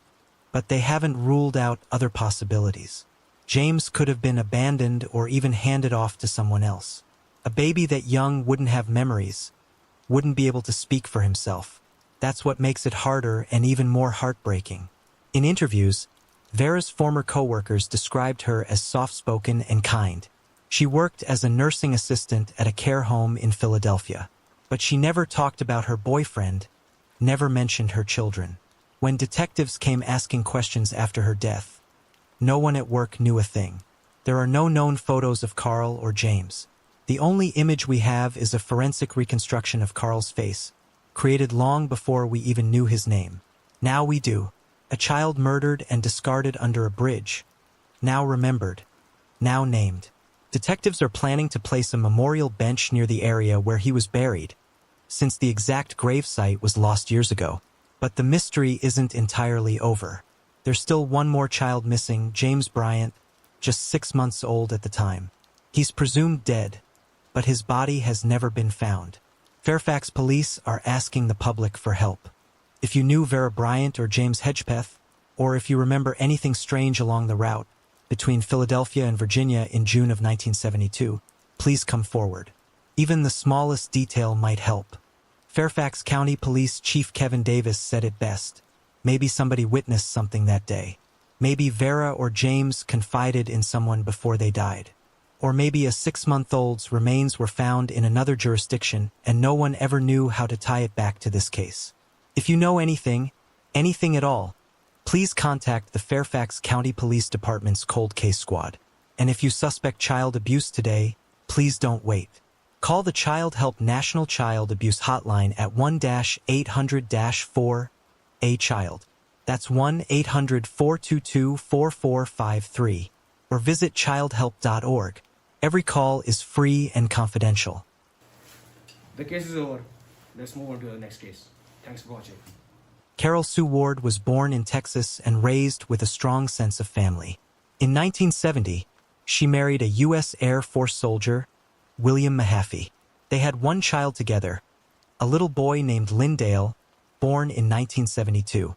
But the marriage didn't last. After the divorce, Carol eventually remarried. In the summer of 1976, she married James Ronald Skidmore, a carpenter from Sealy, Texas. He had children from a previous marriage. She did too, and together they tried to start fresh. But something wasn't working. So in the spring of '77, the young family, Carol, James, and 5-year-old Lynn, set off on a trip to Rossville, Georgia, where James's parents lived. They told friends and family the purpose was to put their marriage back together. Carol's parents, John and Clara Ward, weren't entirely convinced. James told them they were flying to Tennessee for a week, but they'd driven. The last time the Wards heard Carol's voice was April 8th. She called and told them she wasn't sure when they'd be back. She didn't sound right, and then nothing. Clara Ward said later, "I had a feeling something was wrong then. Carol had this big German shepherd where they lived in Sealy, and she wouldn't just go away and leave it like that." April 9th came and went, and so did Carol. On May 5th, a fisherman made a grim discovery at Parksville Lake in the Cherokee National Forest in southeastern Tennessee. It was the body of a young boy, wrapped in a plastic bag and weighed down with a 40-pound rock. At the time, Carol's parents didn't even know a child's body had been found. It wasn't until May 8th, after talking to James' family in Georgia, that they even realized authorities were investigating. And even then, they didn't believe it was Lynn. Clara remembered police telling them the body had already been identified and buried on March 22nd. They were confused, even relieved, hoping maybe this wasn't their grandson. But it was. The FBI confirmed it on June 13th. 5-year-old Lynn Del Mojave had been murdered. Just days before that confirmation on June 1st, James Ronald Skidmore was found dead in a motel room in Harrison, Arkansas. He'd taken his own life with a drug overdose. A suicide note was found nearby. It read, "Things aren't working out too good for me." With James dead and Lynn buried in Tennessee, Carol's whereabouts remained a mystery. Her parents held out hope for a while. "We're just wondering if anyone is looking for Carol," Clara said in an interview that summer. "We know she has to be dead. She was so close to Lynn. She did love him so. Anyone who wanted to get to him would have had to get her first." The Wards made repeated calls to authorities, but said all they got was second- and third-hand information. They couldn't even get Lynn's death certificate to bring his body home. They had to accept the FBI's word. Clara even recalled a report about false teeth found near the lake. James wore dentures, but no one ever confirmed whether those were linked to him. Then 3 years later, in 1980, 3 hunters walking through a wooded patch of land north of Fountain, Florida, came across a shallow grave near Highway 231. Inside were the skeletal remains of a woman. She'd clearly met with foul play. The damage to her clothing was obvious. But her identity? That was anyone's guess. Investigators suspected it might be Joan Benner, a 21-year-old mother of 2 who had gone missing in 1976. The remains were sent to Florida State University's anthropology lab, but Joanne was eventually ruled out. Her injuries didn't match, and just like that, the woman in the woods became Jane Doe, and that's all she would remain for more than 4 decades. It wasn't until 2024 that the Bay County Sheriff's Cold Case and Crime Scene units decided to take another look. They submitted a tooth from the remains to the Florida Department of Law Enforcement. The DNA profile was entered into CODAs, and it hit. 2 matches came back, siblings in Texas. They had submitted their DNA 8 years earlier, hoping for a miracle. And after a kinship analysis confirmed the relationship, it was officially announced in June 2025. The woman in the grave was Carol Sue Skidmore. 45 years after she vanished, Carol finally had her name back. The full story, long speculated, now confirmed, was devastating. James Skidmore had murdered both his wife and her child. He dumped Lynn's body in a Tennessee lake. He buried Carol in a shallow Florida grave. Then he drove to Arkansas and ended his own life in a motel room. 3 states, 3 lives, 1 man's brutal unraveling. The tragedy didn't end there. Lynn's biological father, William Mahaffey, was killed in a fiery car crash just months later. Within a year, every member of that little family, father, mother, and child, was gone. Carol's surviving brother, after decades of waiting, finally got the call. It brought closure, but not comfort. And what solved it? A single tooth, a determined cold case team, and the kind of modern DNA analysis that can finally do what the past could not. Give families the answers they've waited lifetimes for. The case is over. Let's move on to the next case. And thanks for watching. Please like, share, and subscribe. Marlon Wade Reese was 36 years old, a husband, a father of 3, and living just south of Dallas in Red Oak, Texas, with his wife Amy and their children. To most, It probably looked like a quiet working-class life, but behind the closed doors of their modest mobile home, something was deeply wrong. It was December 2012 when Wade's mother, Susanna Osbiel, and her husband Terry drove out to check on him. They hadn't heard from him in weeks. That silence, it wasn't like him. What they found was beyond anything they could have imagined. Inside the home, Wade's decomposing body was stuffed inside a large green trash bin, his feet sticking out through the doorway, hands and feet bound, a bag over his head. It was clear someone had tried and failed to dispose of him. And just as disturbing, Amy and the kids were gone. Ellis County investigators were shaken. Even seasoned detectives hadn't seen anything quite like it. "I've worked multiple homicides before," said investigator Joe Fitzgerald. "But this one was unique. Shocking. You could tell they'd tried to fit his body completely in the trash can, like they were taking out the garbage." Wade had been dead for weeks, shot twice in the head, likely killed in October, about 2 months before he was discovered. Investigators quickly turned their attention to his wife Amy. Was she a victim too, or had she orchestrated this? A search warrant led them to a storage unit the couple had rented. There, employees recalled seeing Amy and the children not long after the estimated time of Wade's murder. She came and went from the unit while the kids waited nearby. That sighting made things clear. Amy wasn't missing. She was on the run. Back at the crime scene, detectives found more than just Wade's body.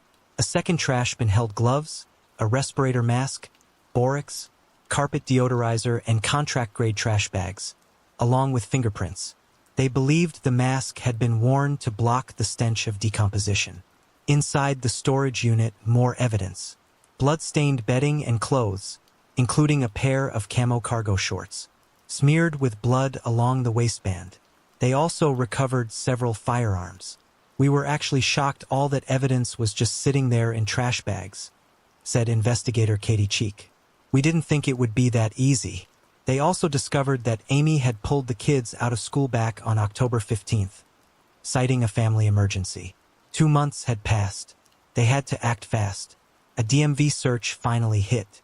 Amy had gotten a new license in the Denver area. Enrollment records at local schools confirmed it. The children were alive, enrolled, and living in Colorado. It wasn't long before Denver police tracked Amy down. She didn't hide. In fact, she spoke openly with investigators.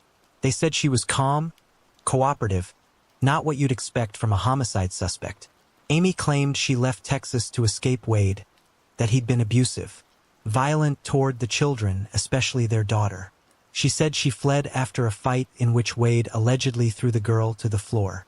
As investigators dug deeper, Amy's story began to unravel. Digital forensics told another story. Messages, search history, online activity. It painted a picture of a woman living a double life, engaged in sexually explicit chats and forums just days after Wade's death. She was ready to start a new life with someone else. She said she was tired of her relationship with Wade. Prosecutors later revealed that Amy hadn't just committed the murder. She'd planned it, and horrifyingly, she'd enlisted the help of her 12-year-old daughter, who had special needs. Wade was shot while he slept. Their 3 children, ages 12, 8, and 4, were all home in the trailer at the time. After the killing, Amy showered, gathered the bloody evidence, and drove her children to Walmart in Waxahachie, where she bought supplies to clean up and dispose of her husband's body. The financial records matched her purchases to the exact items found at the scene. Boxes, gloves, trash bags. When confronted with this, Amy requested an attorney and stopped answering questions. But the evidence was overwhelming. In April 2015, Amy Reese pleaded guilty to the murder of her husband. She stood before an Ellis County jury, hoping for mercy. But that hope vanished quickly once prosecutors laid out the full picture. Her CPS history, the abuse allegations, the manipulation, the murder. Jurors learned that Child Protective Services had removed her children back in 2009 after Amy assaulted Wade and was found to have neglected her kids. The children were placed in foster care for 6 months before being returned. Amy had also been previously investigated for physically abusing her eldest daughter. Despite it all, despite the years of history, Wade tried to keep the family together and it cost him his life. Amy showed no remorse during trial, no apology to Wade's family, no regret for what her children saw and endured. In the end, the jury sentenced her to life in prison. She won't be eligible for parole until she's served at least 30 years. That would be around 2014. The case is over. Let's move on to the next case. Thanks for watching. Maureen Hunsaker was just 26 years old, a mother of 3, a wife, a daughter. She was just doing what so many young women do, working hard, sacrificing, and trying to build a better life for the people she loved most. Born on February 28, 1959 in Seattle, Washington, Maureen was the daughter of Clyde and Betty Sudwick. By her mid-20s, she'd made a home in Utah with her husband Michael and their 3 little boys, Asen, Hayden, and Matt. The youngest was just 6 months old. Maureen worked the night shift at a gasomat in Cairns. Long hours, low pay, quiet, and lonely. But she showed up every time because her family depended on her. And then came February 23, 1986, a Sunday night, cold, quiet, routine. Maureen clocked in like usual, slipped into the booth.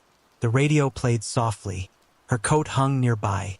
But by 9:50 p.m., something wasn't right. Customers were lining up at the window, waiting to pay. But the booth was empty. Maureen was gone. No sign of a struggle. No forced entry. Just gone. Then around 11:05 p.m., the phone rang. It was Maureen. She told her husband she'd been robbed and kidnapped. But she said she was okay. That the man told her he was going to let her go. A sheriff's deputy happened to be with her husband at the time and briefly spoke with her too. He asked where she was. She couldn't say, or maybe she wouldn't. Then the line went dead. 2 days later, February 25th, a hiker made a discovery in Big Cottonwood Canyon near the Storm Mountain picnic area. It was Maureen. She had been tied to a tree, strangled. Her throat cut from ear to ear. Her purse was missing. Her ID was gone. But later that same evening, miles away, something strange turned up at the Salt Lake County Jail. A jailer found a stack of driver's license stuffed inside a drawer. One of them belonged to Maureen Hunsaker. They'd been hidden in a changing room hamper by a man who had just been arrested the day before on an unrelated burglary charge. His name was Ralph Leroy Menzies. No one knew it yet, but they were looking at the man who had just committed one of the most cold-blooded murders in Utah history. Menzies was a violent career criminal.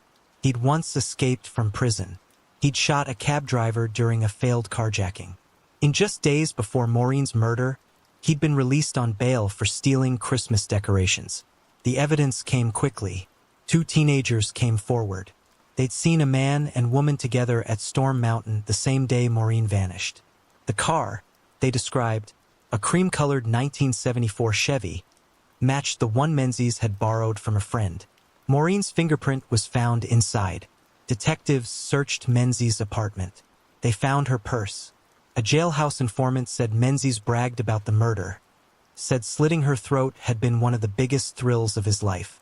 According to prosecutors, Menzies abducted Maureen at gunpoint, stole $116 from the register, let her make one final phone call to create a false sense of hope, then drove her 16 miles out to the canyon.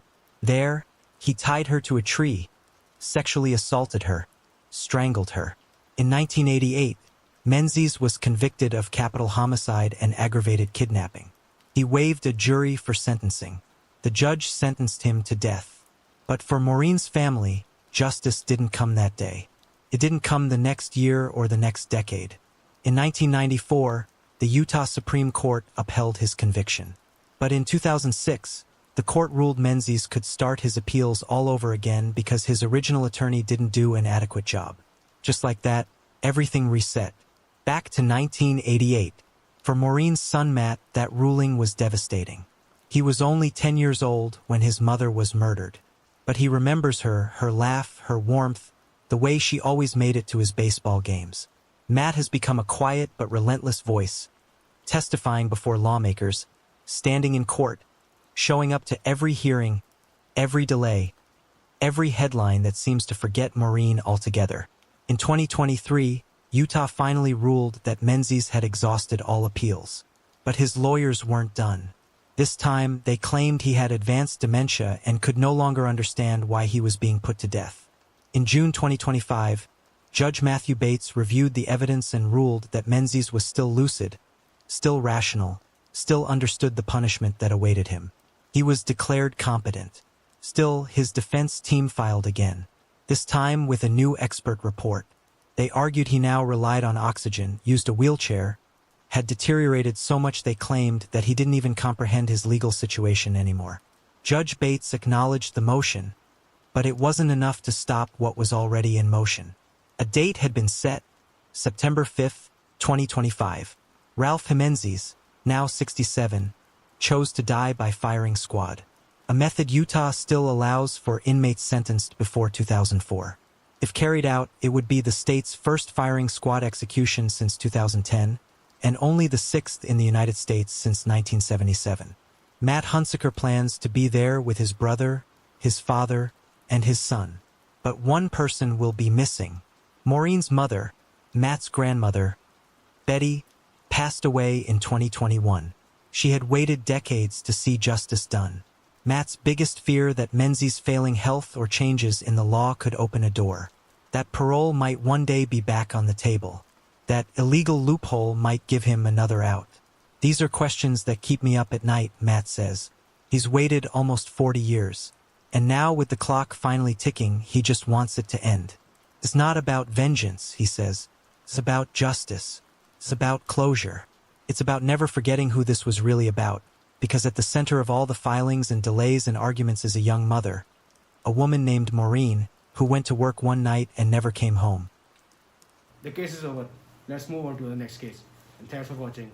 Please like, share, and subscribe.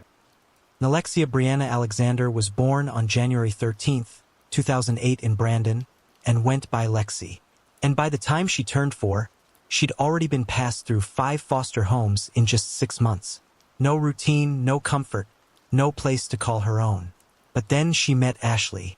Ashley Alexander had been fostering her for 2 years. When she made it permanent, she adopted her. From that day forward, Lexi finally had something she'd never really known. Someone who chose her and meant it. By 14, she and Ashley were living in Tampa. On the outside, things looked okay. But underneath, Lexi was still struggling, and no one, not even Ashley, could have known just how little time was left. It was just before sunrise on May 6, 2022, when Tampa police responded to reports of gunfire along Florabraska Avenue in Tampa Heights. Neighbors said they heard 8 shots. When officers got there, they found the body of a teenage girl lying near the edge of the road. No ID, no phone, just a small tattoo. Later that day, police shared a photo of the tattoo, hoping someone might recognize it. Ashley did. She was scrolling through the news when she saw it, and in that moment, she knew. That was her daughter. Lexi was gone. Police say she was taken to a vacant lot off Florabraska Avenue and shot. Ronnie Walker, 44 years old, was charged with capital murder. But what still isn't fully clear is how Lexi ended up in that car at 3 a.m. She'd run away from home many times before, but this time she didn't make it back. Walker wasn't a stranger to the system. Back in 2003, he broke into a home where a woman named Veronica Denson lived with her grandmother. He demanded money from the grandmother's boyfriend and then shot and killed her. He was convicted of manslaughter and armed robbery, sentenced to life in prison, but his lawyers got the conviction overturned, arguing hearsay evidence had been used improperly.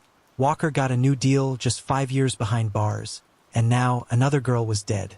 A second man, 33-year-old Robert Creed, was also arrested in Lexi's case. Police say he was in the car with Walker that night. He's been charged as an accessory after the fact.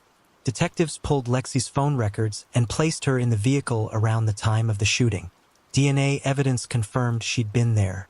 Thousands of messages between her and Walker were uncovered. Messages filled with manipulation, coaching, secrecy, and the question that still echoes, what was a 14-year-old girl doing with 2 adult men in the middle of the night? If you looked at her social media, Lexi came off like any other teen, bright, bold, obsessed with music, makeup, and dogs. But behind the selfies, she was hurting. Ashley saw the signs up close. She'd mess up, she said, then panic, begging me, please don't send me back. Ashley never would have, but that fear ran deep. Lexi had questions about who she was, about the people who'd brought her into the world, and then disappeared. Sometimes she'd lash out, scream, "You're not my real mom." Ashley knew that came from pain, not truth. Just before Christmas 2019, when Lexi was 12, Ashley tracked down her birth mom on Facebook. They planned to meet at a restaurant, but no one showed up. Neither parent came. Ashley knew what was coming. She cried. She screamed. She broke down, and I was the only one there to take it. After that, something in Lexi changed. She started running away, sleeping in parks, vanishing for days. Cops brought her home more times than Ashley could count. Eventually, she was diagnosed with bipolar disorder. She was placed in state programs, a specialized school, but nothing seemed to reach her. Then came the messages from older men, late-night DMs, gifts, secrecy, grooming. One of those men was Ronnie Walker. He bought her drinks, took her to secluded places, told her to lie, told her to keep quiet. It wasn't love. It was control. And no one stopped him. On the morning of May 6th, around 3 a.m., Walker drove Lexi to a dark stretch of road in Temple Terrace. There, inside the car, he shot her multiple times in the head, face, chest. After dumping her body, Walker cleaned the car and tossed the gun into a river. Detectives later uncovered thousands of messages between Walker and Lexi. They showed a pattern of grooming, manipulation, calculated control. A grown man taking advantage of a vulnerable 14-year-old girl. In court, Walker showed no emotion when the verdict came down. Guilty of first-degree murder. At sentencing, he turned to the family and said, "I didn't kill her, you know that, but the evidence was overwhelming." His defense claimed Robert Creed was the real shooter, but 2 adult men, 1 child, and no one did a damn thing to stop it. Ashley took the stand. She told them about Lexi's dreams, how she wanted to be a fashion designer or a lawyer. She spoke of a girl who loved hard, even when she hurt harder. Today, Lexi's bedroom still looks like she might walk back in. Ashley hasn't touched it. While showing a reporter the room, she found a folded-up drawing, a note. It said, "Dear Mother, you were always there for me." She couldn't say it out loud, Ashley said, "But now I know." She knew I loved her. I never gave up on her, even when she gave up on herself. Now, Lexi's ashes sit in a small urn in the living room. The case is over. Let's move on to the next case. Thanks for watching. Roseanne Michelle Sturtz was born on May 20th, 1955 in Baltimore, Maryland. To her family and friends, she was simply Ann. At just 20 years old, she had a bright personality, a big heart, and a growing sense of independence. She worked at a local nightclub and was doing her best to build a life in the city she called home. But in the summer of 1975, everything changed. On August 24th, Roseanne was last seen outside the TikTok club on Utah Street in downtown Baltimore. That night, she met a man at a bar in Howard County. What started as a casual encounter quickly turned into something much darker. Investigators believed the two got into an argument, and that same night she disappeared. For months, no one knew what had happened to her. Then, on December 15th, 1975, her body was discovered in a wooded area near what's now the Oakland Ridge Industrial Park off Route 108 in Columbia, Maryland. She had no identification. She became just another Jane Doe. Detectives released a sketch of the victim. In March 1976, someone who worked with her at the nightclub recognized the face in the paper. That's how they finally identified her. But even with a name, the case quickly went cold. There was no DNA to test, no witness to her death, very little physical evidence. And for nearly 50 years, her family had no answers, just silence. But in 2024, that finally changed. Howard County Police Detective Corporal Wade Zuffel reopened the case. And in doing so, he found something buried deep in the files. An old cassette tape from 1981. It contained an interview with a man already serving time for other murders. His name was Charles William Davis Jr. Back in 1981, Davis had been offered full immunity to talk about Roseanne's case. He agreed to the interview, but when detectives showed him a photo of Roseanne, one taken years before her death, he said he didn't recognize her. It looked like a dead end, but Corporal Zufall didn't give up. He started corresponding with Davis, who'd been incarcerated at Jessup Correctional Institution since 1978. Eventually, Zufall brought him to the Howard County Police Northern Headquarters in Ellicott City for a second interview. This time, he showed Davis a different photo, a mugshot of Roseanne taken just a month before her murder. And this time, Davis recognized her. She still had the scar, he said, looking at the photo. Then he nodded and confessed. He admitted that he had met Roseanne at the bar in 1975. They got into an argument. He killed her. He said he didn't want to die without giving her family closure. In November 2024, nearly 5 decades after her murder, Roseanne's family finally got the answers they had been waiting for. Sadly, her sister Belinda passed away just 5 months before Davis's confession. She didn't live to see justice officially served, but she died knowing the truth was on its way. Because of the immunity granted in 1981, Davis cannot be charged with Roseanne's murder, but Howard County Police have now officially closed the case, declaring it exceptionally cleared. While Davis won't face a courtroom again for Roseanne's case, he's already serving 3 life sentences for the murders of 3 other young women, and their stories deserve to be remembered too. The first was Lydia Victoria Norman, a 16-year-old girl from Baltimore. On September 11th, 1975, Lydia was found strangled near BWI Airport. She had reportedly refused Davis's advances, and for that, he took her life. Lydia was just a teenager, full of promise with her whole future ahead of her. Next was Kathleen Diane Cook, 24 years old. On New Year's Eve, 1975, Kathleen disappeared after a night out at a nightclub. Davis later confessed to shooting her multiple times with a .38 revolver. When she somehow survived, he stabbed her to death. Her body was later found in a rural area. She never lived to see 1976. Then there was Peggy Ellen Pompion, aged 23. On August 24, 1976, almost exactly 1 year after Roseanne's murder, Peggy was abducted and subjected to horrific violence. She was sexually assaulted, stabbed, mutilated, and shot 5 times. Ballistics linked her murder to the same weapon used to kill Kathleen. While Davis has been locked up since 1977, it wasn't until 2024 that Roseanne's family finally got the same closure the others had received decades ago. He may never face another judge or jury, but one photo and one detective's determination gave Roseanne her voice back.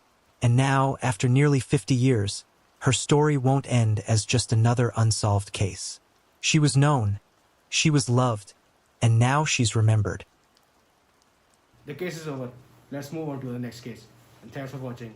Please like, share, and subscribe. Angie Marie Hausman was born on February 18th, 1984. At just 9 years old, she was living with her mother, Diane Bond, and her stepfather, Ronald Bond, in the quiet suburb of St. and Missouri, just outside of St. Louis. Angie was a 4th grader, known to be sweet, trusting, and always looking to make new friends. People who knew her said she would walk right up to strangers and say, "Hi, my name is Angie. Are you my friend?" On the afternoon of November 18th, 1993, Angie got off of her school bus like she always did. Her stop was only 8 or 9 houses down from her own. It was just a short walk, maybe a minute or 2, but she never made it home. That evening around 7 p.m., her disappearance was reported to police. No one had seen anything. A neighbor who usually watched the kids from her window happened to miss that moment. Another neighbor who typically stood on her porch was away caring for a sick relative. It was just a fluke. Nobody saw a thing. Initially, local officers handled the case, but then there were no leads and Angie still hadn't been found. So the major case squad was activated 4 days later. They, along with the FBI, local police, and hundreds of volunteers, searched everywhere. There were flyers, neighborhood canvases, and constant media coverage. Everyone was looking for Angie. 9 agonizing days passed. On November 27th, A deer hunter made a horrifying discovery in the Bush Wildlife Area in St. Charles County, about 30 miles from where Angie was last seen, just off a dead-end road. A known hangout for teens, he found her body. Angie had been tied to a tree. Her mouth and eyes were covered in duct tape, and nearby, police found her clothes, school books, and her coat in a bag. She was partially nude. She had been sexually assaulted, tortured, and left to die in the cold. Investigators believe she had been held alive for up to a week before being left there. A small pile of ice chips had formed over her body. The official cause of death was exposure, hypothermia. That means she was still alive when she was left in that remote patch of woods. Police gathered evidence at the scene, including DNA, and a fingerprint from the sticky side of the duct tape. A discovery that was incredibly rare and valuable. But despite that, the case went cold. Over the years, law enforcement followed more than 300 leads. There was even a sketch of a suspicious man in a long coat reported in the area 2 days before her abduction. At one point, Angie had told a teacher she was going to the country the next day with a relative, but none of her family had any such plans. That detail left investigators wondering if her killer had posed as a friendly uncle figure to gain her trust. Multiple suspects were investigated over the years. One was John Wayne Parsons, a convicted child molester in Florida. Police searched his home and found newspaper clippings and a color photo of Angie, along with hundreds of inappropriate images of children. But ultimately, they couldn't place him in Missouri at the time of her murder. Another man in Illinois had previously abducted and tied a young girl to a tree in Indiana, eerily similar to Angie's case, but he was in jail when she was killed. Gary Howard Stufflebean was also looked at. He had been charged in a failed abduction in the area just 10 days before Angie went missing and had a history of targeting young girls. But again, nothing stuck. Despite all the attention, despite the fingerprint, the DNA, and all the public pleas, Angie's case went unsolved for nearly 3 decades. Then, in 2019, forensic technology finally caught up. DNA found on Angie's underwear was tested again and run through CODIS, the National DNA Database. This time, there was a hit. The sample matched Earl Webster Cox, a convicted child predator. At the time of Angie's brutal murder, Cox was 36 years old and had family living just 3 blocks from her school. His history was sickening. He had joined the Air Force in 1975, but was dishonorably discharged after being charged with sexually abusing 4 children in Germany. He served 8 years in prison, then moved to Missouri. In 1992, he was arrested for child abuse again. By 2003, in an international ring involving inappropriate images of children, authorities found more than 45,000 illegal images on his computer. In 2012, Cox was officially declared a sexually dangerous person and civilly committed. On June 5, 2019, Cox was charged with first-degree murder, kidnapping, sodomy, and sexual abuse with a weapon in Angie's case. His bond was set at $500,000. He pleaded guilty and was sentenced to life in prison. On a Monday night in 2024, he died at the Missouri Delta Medical Center. The cause was listed as natural, and with that, Angie's killer was gone. Lieutenant Ed Copeland of the St. Charles County Police and Lieutenant Colonel John Langford of the St. and Police spent 27 years working on Angie's case. They never gave up, and neither did the community. But Angie's story is still a devastating reminder of how easily innocence can be taken, and how even with DNA and fingerprints, justice can take far too long. The case is over. Let's move on to the next case. Thanks for watching.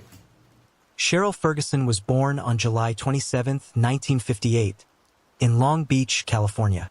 Friends and family describe a big-hearted woman who was fiercely devoted to her son, Philip. At 65, she lived in Anaheim Hills with her husband, former Orange County Judge, Jeffrey Ferguson. Things in the marriage were rocky, to say the least, and Jeffrey had a known drinking problem. Money was always a flashpoint for their arguments, and alcohol only fueled the situation. On August 3, 2023, Jeffrey sat on the bench in court as usual, drinking during the lunch hour and continuing upon arriving home. He and Cheryl ended up at a restaurant that evening where an argument broke out, and as was typical for Jeffrey, in moments of frustration, he made a gun-like gesture toward her. gestures that Cheryl had relayed to her family. Upon arriving home, the argument continued. Not long after, 911 received a call from Jeffrey saying he'd accidentally shot his wife. Officers arrived to find Cheryl with a single fatal wound. When questioned by police, he stuck to his story that the shooting was an accident. The only problem was he sent a text to court staff that read, "I just lost it. I just shot my wife. I won't be in tomorrow. I will be in custody. I'm so sorry." That text would be the focal point of a case built on his own words, not just for what happened, but why. So what did Jeffrey say really happened? According to him, he was removing his gun from his ankle holster to set it on a cluttered coffee table when he fumbled it because of a shoulder injury and it accidentally discharged. However, investigators weren't buying it. They believed that Jeffrey had shot Cheryl in an angry and intoxicated state. Prosecutors agreed, and he was arrested and charged with second-degree murder. A subsequent search of the home turned up 47 firearms, including the Glock, and more than 26,000 rounds of ammo. During the first trial in March of 2025, one juror felt the evidence wasn't quite enough, leading to an 11-1 deadlock jury. Prosecutors wasted no time in retrying him the very next month. During the second trial, they emphasized his alcohol use, the gun gesture at the restaurant, his firearms training, plus the fact that Glocks are equipped with a safe action system. The system includes a trigger safety lever on the trigger itself, a firing pin safety to block the striker from moving, and a drop safety that ensures the firing pin can only move when the trigger is intentionally pulled. This ensures the pistol only fires when the trigger is deliberately and fully pressed. There was also the very incriminating text message he had sent to his court staff, which led with, "Just lost it." That doesn't sound like an accidental shooting. And the second jury agreed and found him guilty of second-degree murder. To avoid conflicts in Orange County, sentencing was moved to the Los Angeles Superior Court. As the terms of his sentence were read, Jeffrey broke down. Cheryl's brother, Larry Rosen, and Jeffrey's son, Kevin, asked the court for leniency. Both said they believed the shooting was accidental. Larry specifically said that he originally thought Jeffrey had murdered his sister, but felt the evidence during the first trial showed it was a tragic accident. Another brother, Jeff Rosen, said he now regretted ever repeating Cheryl's frustration about Jeffrey's gun gesture during arguments.